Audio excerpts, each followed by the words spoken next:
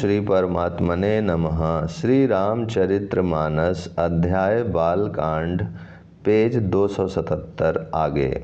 फिर जनक जी भाई सहित हाथ जोड़कर कौशलाधीश दशरथ जी से स्नेहशील और सुंदर प्रेम में शान कर मनोहर वचन बोले। हे राजन, आपके साथ संबंध हो जाने से अब हम सब प्रकार से बड़े हो गए। इस राजपाट सहित हम दोनों को आप बिना दाम के लिए हुए सेवक ही समझिएगा। इन लड़कियों को टहलनी मानकर नई नई दया करके पालन कीजिएगा। मैंने बड़ी ढिठाई की कि आपको यहाँ बुला भेजा, अपराध क्षमा कीजिएगा। फिर सूर्यकुल के भूषण दशरथ जी ने समधि जनक जी को संपूर्ण सम्मान का निधि कर दिया। इतना सम्मान किया कि वह सम्मान के भंडार ही हो गए। उनकी परस्पर की विनय कही नहीं जाती। दोनों के हृदय प्रेम से परिपूर्ण हैं। देवतागण फूल बरसा रहे हैं। राजा जनवासे को चले। नगाड़े की ध्वनि, जय ध्वनि और वेद की ध्वनि हो रही है। आकाश और नगर दोनों में खूब कौतूहल हो रहा है, आनंद छा रहा है। तब मुनीश्वर की आज्ञा पाकर सुंदरी सखियां मंगल गान करती हुई दुल्हनों सहित दूल्हों को लिवाकर कोहबर को चलीं।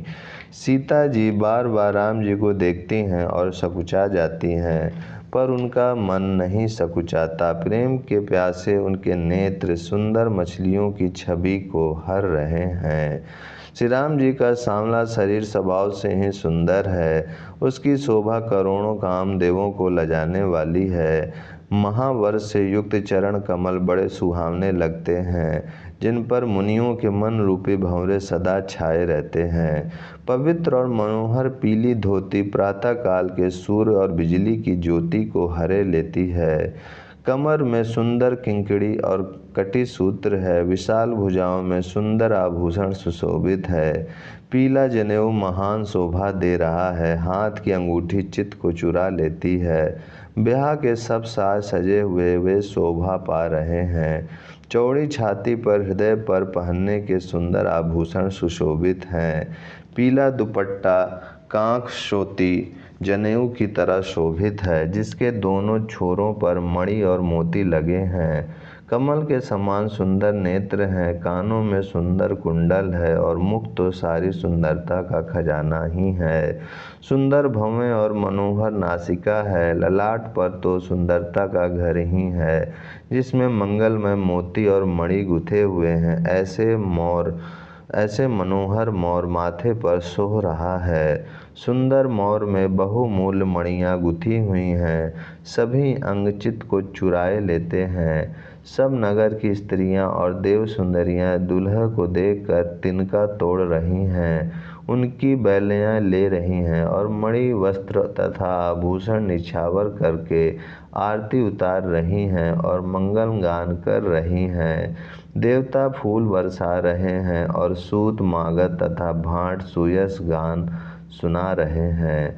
सुहागिनी स्त्रियां सुख पाकर कुंवर और कुमारियों को कोहबर कुल देवता के स्थान में लाईं और अत्यंत प्रेम से मंगल गीत गा गाकर लौकिक रीति करने लगीं।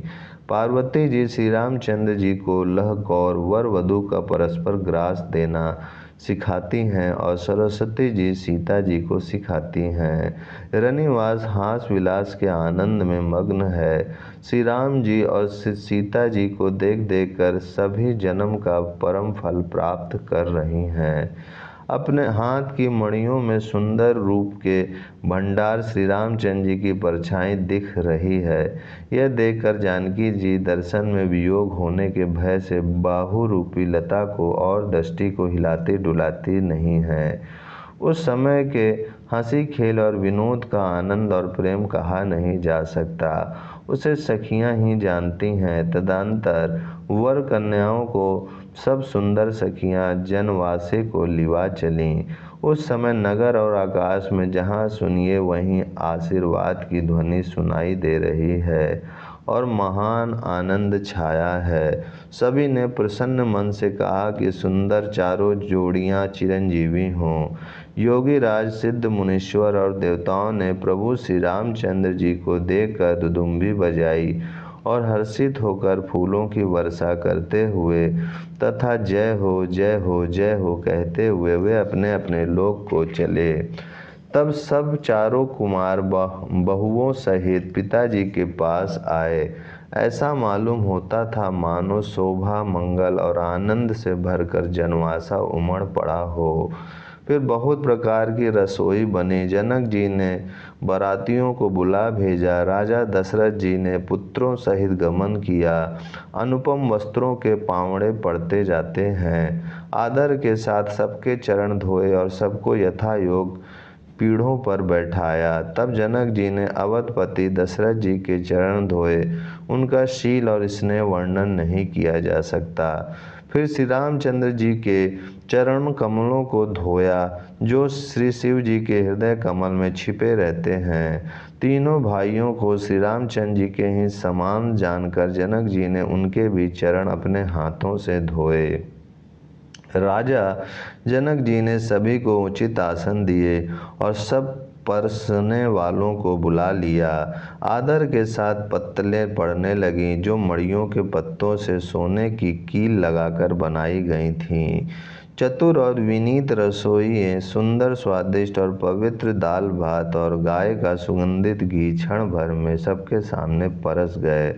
सब लोग पंचकौर करके अर्थात प्राणाय स्वाहा, अपानाय स्वाहा, व्यानाय स्वाहा, उदानाय स्वाहा, समानाय स्वाहा इन मंत्रों का उच्चारण करते हुए पहले 5 ग्रास लेकर भोजन करने लगे। गाली का गाना सुनकर वे अत्यंत प्रेम मग्न हो गए। अनेकों तरह के अमृत के समान स्वादिष्ट पकवान परसे गए जिनका बखान नहीं हो सकता। चतुर रसोइये नाना प्रकार के व्यंजन परसने लगे। उनका नाम कौन जानता है। 4 प्रकार के चवचोस लेह पेय अर्थात चबाकर, चूसकर, चाटकर और पीकर खाने वाले भोजन की विधि कही गई है। उनमें से एक एक विधि के इतने पदार्थ बने थे कि जिनका वर्णन नहीं किया जा सकता। 6 रसों के बहुत तरह के सुंदर स्वादिष्ट व्यंजन हैं। एक एक रस के अनगिनत प्रकार के बने हैं। भोजन करते समय पुरुष और स्त्रियों के नाम ले लेकर स्त्रियां मधुर ध्वनि से गाली गा रही हैं। समय की सुहावनी गाली शोभित हो रही है। उसे सुनकर समाज सहित राजा दशरथ जी हंस रहे हैं। इस रीति से सभी ने भोजन किया। तब सबको आदर सहित आचमन, हाथ मुँह धोने के लिए जल दिया गया। ओम शांति शांति शांति।